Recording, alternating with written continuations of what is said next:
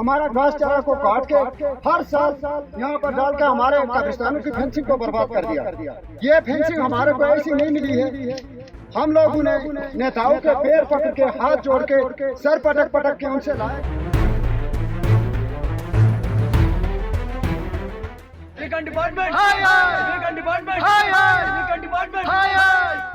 बांदीपुरा जिले की गुरेज घाटी में नियंत्रण रेखा के पास तुलैल इलाके के निवासी अपने गांव को क्षेत्र के अन्य हिस्सों से जोड़ने वाली सड़क की खराब स्थिति के कारण परेशान हैं। सड़क पर गड्ढे होने की वजह से वाहनों का चलना मुश्किल हो गया है।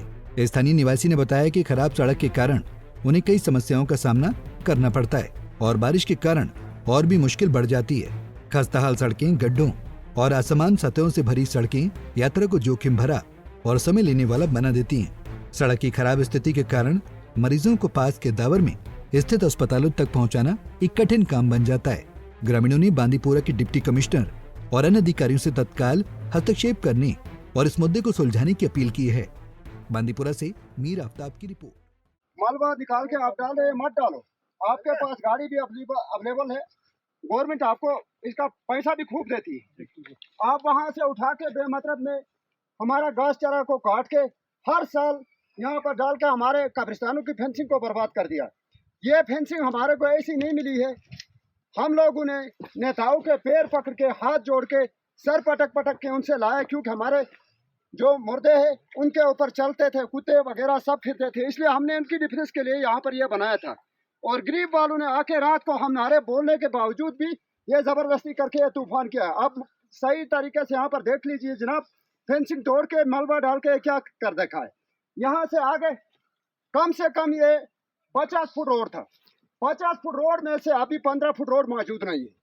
बीकन अमला भी चलता है, तहसील का भी अमला चलता है, हर अमला यहाँ पर चलता है, पर किसी ने इस चीज पर गौर नहीं किया। बाकी रोड कहाँ चला गया, ये रोड कैसे गायब हो जाता है? क्या अल्लाह को भूख लग रही खा रहा है, या भगवान को भूख लग रही खा रहा है, या जमीन खा रही, या आसमान खा रहा है? रोड ये गायब हो जाता तो रोड जाता कहाँ है? इसके लिए जायजा करना चाहिए था गवर्नमेंट इंतजामिया को।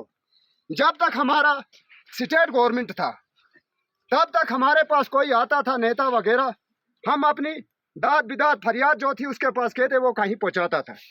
अब हमने सोचा हमारे को बहुत अच्छा हुआ, यूटी बनाई गई, हम मरकज के साथ अटेंड हुए, मरकज हमारा फायदा करेगी। लेकिन आज पूछने वाला कोई नहीं है।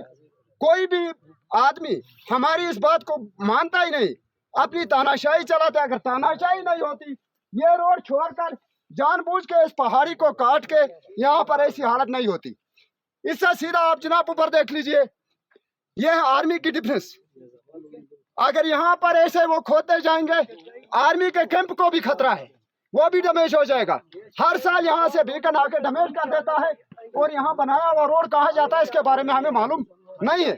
हमने तहसीलदार साहब से, एसडीएम साहब से इससे पहले भी वीडियो बना के ऐसे हमने किया, लेकिन इस पर कोई गौर व फिक्र नहीं करते। तो हम आपसे रिक्वेस्ट करते हैं रेवेन्यू डिपार्टमेंट को यहाँ पर फिल फोर भेजा जाए और इसके मुताबिक कार्रवाई की जाए। बीकन डिपार्टमेंट, हाय हाय। बीकन डिपार्टमेंट, हाय हाय। बीकन डिपार्टमेंट, हाय हाय। बीकन डिपार्टमेंट, हाय हाय। बीकन डिपार्टमेंट, हाय हाय। शामों तक सूखे रहने वाले हैं। और ये जो बंद यहाँ पर पिछले साल से लगाया हुआ है, ये मलबा वगैरह इसके ऊपर डालने से ये डैमेज होके, इससे पहले भी कई मकान डैमेज हो गए और ये भी डैमेज होने की कतार पे। फिर भी बीकन अमला जानबूझ के, पता नहीं हमारे साथ क्या दुश्मनी है उनको, ये हमें मालूम नहीं है। हम यहाँ हम ऐसा हमारे को लग रहा है कि हमारे साथ बीकन ऐसा इस्तेमाल कर रही है जैसे हम देशद्रोही।